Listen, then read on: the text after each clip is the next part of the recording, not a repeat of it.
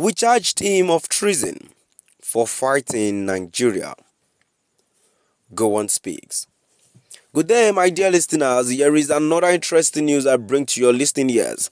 This is one of the Nigerian past leaders, GOWONI, that says they charged him of treason for fighting Nigeria.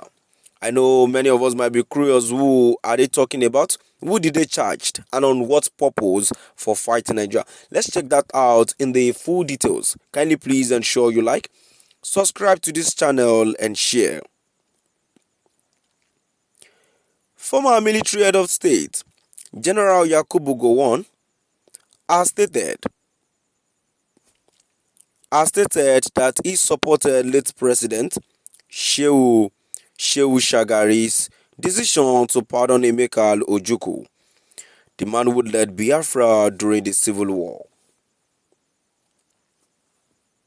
He said Ojukwu had been charged with treason for fighting against Nigeria.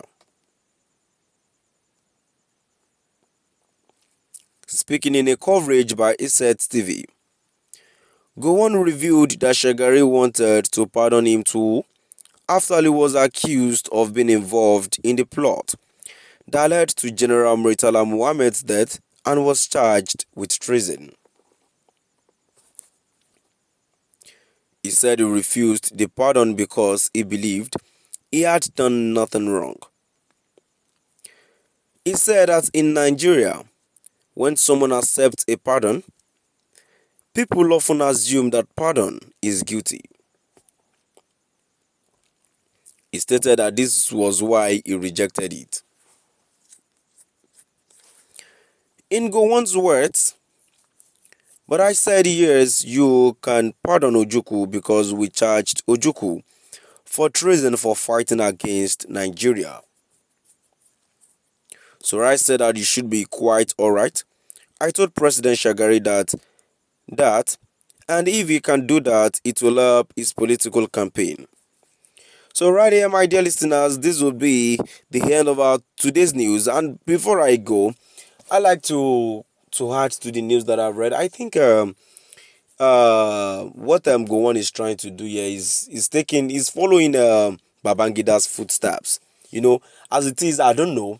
Should we say that they are close to their grave? Because this act of confession these days is a very strong one, and we all need to look into it. Babangida some times ago came out to tell the Nigerian, to tell the whole world that MKO won Nigerians this year's election. I've forgotten. So now this is Gowon coming out again to say that they pardoned someone, they did this and that. But one thing I observed about the whole thing is that Nigeria has been spoiled ever since its existence, and these are the people that led this country to the position it is today. Because these people didn't do well. Imagine the corruption that was held. They killed someone. And from history, I think the Murtala Muhammad that was killed, I think, is one of the good leaders we had in this country, and he was assassinated. And definitely, let's look into it too. Anytime a leader is trying to rule this country very right, the person will have a problem. Jonathan, for instance.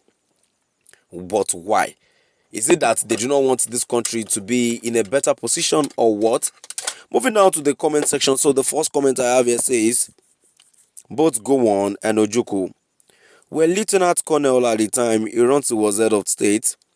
Gowon, T.Y. Danjuma and Murtala Muhammad plotted against Iransi, killed him and took him away. Another comment here says, Gowon is fool. I haven't seen an old man like this.